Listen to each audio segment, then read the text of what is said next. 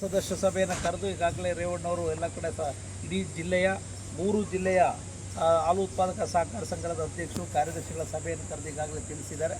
ಬಹುಶಃ ಅದಕ್ಕೆ ಗೌರವಾನ್ವಿತ ಪ್ರಧಾನಮಂತ್ರಿಗಳ ಒಂದು ದಿನಾಂಕವನ್ನು ನಿರೀಕ್ಷಿಸ್ತಿದ್ದಾರೆ ಅಂತ ನಾವು ಅಂದ್ಕೊಂಡಿದ್ದೇವೆ. ಈಗ ದೇವೇಗೌಡರ ಜೊತೆಯೂ ಕೂಡ ಸಮಾಲೋಚನೆ ಆಯಿತು. ಇವತ್ತು ನಮ್ಮ ಹಾಸನ ಹಾಲು ಒಕ್ಕೂಟ ಹಾಲು ಉತ್ಪಾದಕ ಸದಸ್ಯರ ಹಿತವನ್ನು ಕಾಪಾಡುವ ನಿಟ್ಟಿನಲ್ಲಿ ಮಹತ್ವವಾದಂಥ ಹೆಜ್ಜೆಯನ್ನು ಇಡ್ತಿದೆ. ನಮಗೆ ಇನ್ನೂ ಹೆಚ್ಚು ಚಾಪ್ ಕಟ್ಟರ ಬೇಡಿಕೆಗೆ ಅನುಗುಣವಾಗಿ ಅದನ್ನು ಕೂಡ ರಿಕ್ವೆಸ್ಟ್ ಮಾಡಿದ್ದೀವಿ. ಮೊನ್ನೆ ರೇವಣ್ಣವರಿಗೆ ಬೋರ್ಡ್ನಲ್ಲೆಲ್ಲ ಅದನ್ನು ಕೂಡ ಆದ್ಯತೆ ಮೇರೆಗೆ ಅವಕಾಶವನ್ನು ಮಾಡಿಕೊಡ್ತೀವಿ ಅಂತಕ್ಕಂಥದ್ದನ್ನು ಕೂಡ ಹೇಳಿದ್ದಾರೆ.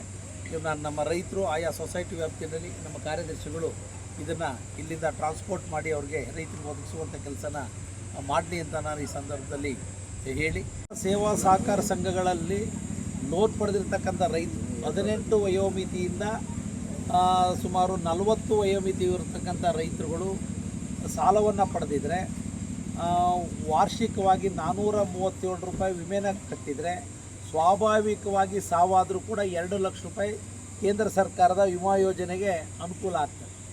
ಅದಲ್ಲದೆ ಇನ್ನೊಂದು ಆಕ್ಸಿಡೆಂಟ್ಸ್ ಒಂದು ಸ್ಕೀಮ್ ಇದೆ, ವರ್ಷಕ್ಕೆ 20 ರೂಪಾಯಿ ಕಟ್ಟಬೇಕು. ಏನಾದರೂ ರೈತ ಅದು 18 ವಯೋಮಿತಿಯಿಂದ 70 ವಯೋಮಿತಿಯ ರೈತರು ಸಾಲ ಪಡೆದಿರ್ತಕ್ಕಂಥವ್ರಿಗೆ ಅವಕಾಶ ಇದೆ, ಅದನ್ನು ಅನುಕೂಲ ಪಡ್ಕೋಬೇಕು. ಅದು 2 ಲಕ್ಷ ರೂಪಾಯಿ ಆಕ್ಸಿಡೆಂಟಿಗೆ ಸಾವು ಸಂಬಂಧಿಸಿ 2 ಲಕ್ಷ ಬರ್ತಕ್ಕಂಥ